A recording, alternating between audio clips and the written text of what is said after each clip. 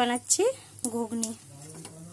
সোমবারে দিয়ে দিয়েছি গোটা জিরা, আর এখন দেব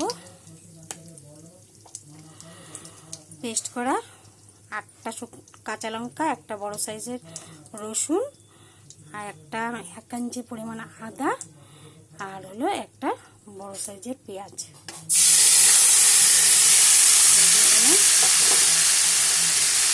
আর এখানে হচ্ছে আধা চামচ জিরের গুঁড়া, আধা চামচ কাশ্মীরি লঙ্কার গুঁড়ো, আধা চামচ ঝাল লঙ্কার গুঁড়ো, আর অল্প হলুদ, আর টেস্টের জন্য অল্প চিনি, সব একসাথে দিয়ে দিলাম। আর এগুলো কষিয়ে নেব।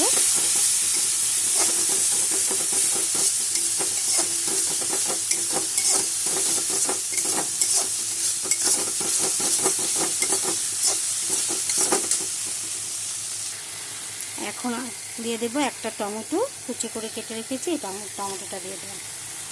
আর দিয়ে দেবো অল্প লবণ, যাতে টমেটোটা তাড়াতাড়ি নরম হয়ে যায়। মশলা আমার কষানো হচ্ছে।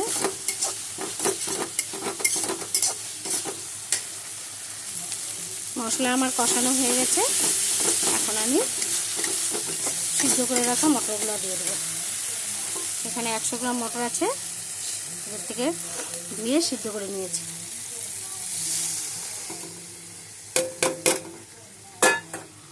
আর দিয়ে দেব অল্প লবণ, আধা চামচের মতো। আগে লবণ দিয়েছি তো তাই।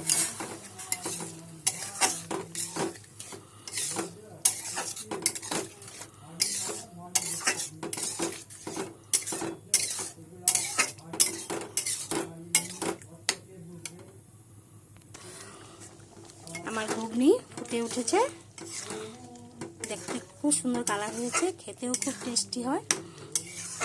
তোমরা এরকম করে বানাবে। আর একটা বড় সাইজের আমি পেঁয়াজ, বড় সাইজের একটা রসুন দিয়েছিলাম, বলতে ভুলে গেছি, বড় সাইজের একটা রসুনও দিয়েছি। খেতে খুব টেস্টি হয়, কিন্তু লুচি, পরোটা, ভাত সব কিছু দিয়ে খেতে পারবে। অসাধারণ অসাধারণ। তোমরা বানিয়ে খাবে এরকম করে, আমি বলছি তো, খুব টেস্টি হয়। কালারটা দেখো কি সুন্দর হয়েছে, খুব সুন্দর হয়েছে। আমি অল্প এখন ম্যাগি মশলা দিয়ে দেবো টেস্টের জন্য। দিয়ে দিলাম অল্প ম্যাগির মশলা, খেতে খুব ভালো হয়। তোমরা এরকম করে বানাবে, খাবে, খেয়ে বলবে কেমন হয়েছে। লাইক করবে, কমেন্ট করবে, শেয়ার করবে এবং সাবস্ক্রাইব করে পাশে থাকবে। Thank you.